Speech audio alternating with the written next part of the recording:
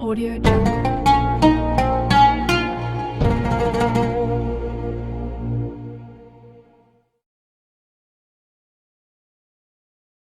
Assalamualaikum warahmatullahi wabarakatuh. Baiklah, di sini saya akan menjelaskan tentang lingkungan sekolah dan bermain. Berdasarkan informasi dari UNICEF USA, sekolah ramah anak adalah model sekolah yang dapat mendorong inklusivitas, kepekaan gender, toleransi, martabat, dan pemberdayaan pribadi dan didasarkan pada prinsip-prinsip. Yang pertama, sekolah harus beroperasi demi kepentingan terbaik bagi anak. Yang kedua, lingkungan sekolah harus aman, sehat, dan dapat melindungi siswanya dengan baik. Yang ketiga, ruang kelas harus memiliki guru yang terlatih dan sumber daya yang memadai. Yang keempat, hak-hak si buah hati harus dilindungi dan suara mereka harus didengar. Melihat dari prinsip ini, maka dapat disimpulkan bahwa fungsi dari lingkungan sekolah anak yang sehat dan ramah ialah yang pertama, mendukung proses belajar mengajar agar berlangsung dengan aman, nyaman, dan lancar. Yang kedua, meminimalisir gangguan yang mungkin terjadi pada siswa didiknya, mulai dari ketakutan, bullying, pelecehan pertengkaran, kekerasan baik verbal maupun nonverbal, hingga masalah narkoba. Yang ketiga, mendukung dan membantu mengembangkan kemampuan serta keterampilan anak baik dalam bidang akademis maupun non-akademis. Dan yang keempat, menciptakan aturan dan konsekuensi yang jelas bagi mereka yang melanggarnya. Adapun peran lingkungan sekolah pada karakter anak, mengenalkan si buah hati pada lingkungan sekolah yang sehat dan ramah harus dilakukan sejak dini, sebab hal ini akan berpengaruh pada pengembangan karakternya hingga dewasa nanti. Berdasarkan Kementerian Pendidikan dan Kebudayaan Republik Indonesia mengenai cara menguatkan karakter anak usia dini, karakter adalah sifat batin dalam diri si buah hati yang berupa tata nilai kebaikan yang dapat diketahui melalui perkataan dan perbuatan dalam kesehariannya. Pada dasarnya, karakter si buah hati terbentuk atas potensi baik dalam diri yang telah dibekali Tuhan dengan nilai akhlak dan moral yang diajarkan oleh lingkungan terdekatnya, yaitu keluarga maupun sekolahnya. Potensi baik inilah yang harus dipertahankan bahkan diperkuat dengan terus-menerus agar mereka tumbuh sebagai pribadi yang baik. Beberapa karakter anak yang utama dan harus diperkuat antara lain, yang pertama yaitu karakter religius yang mencerminkan keimanan anak pada Tuhan yang Maha Esa dan diwujudkan melalui kegiatan ibadah sesuai ajaran agama dan kepercayaan yang dianutnya. Yang kedua itu karakter rasionalisme yang mencakup cara berpikir, bersikap, dan berbuat yang menunjukkan kesetiaan, kepedulian, dan penghargaan yang tinggi terhadap bahasa, bangsa, dan negara Indonesia.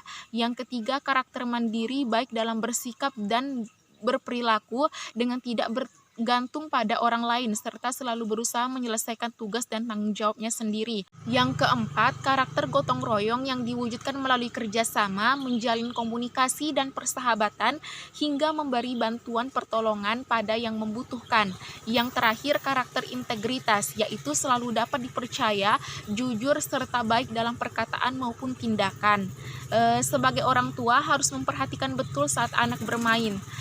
Carilah aktivitas bermain yang dapat mendidik anak sesuai dengan usianya, karena ternyata permainan juga dapat mempengaruhi perkembangan mental anak sendiri. Maka pilihlah jenis lingkungan bermain yang baik dan dapat mendidik anak. Di antaranya yang pertama, aktivitas permainan di dalam ruangan. Bermain di dalam rumah atau ruangan memang lebih aman dan nyaman bagi si anak.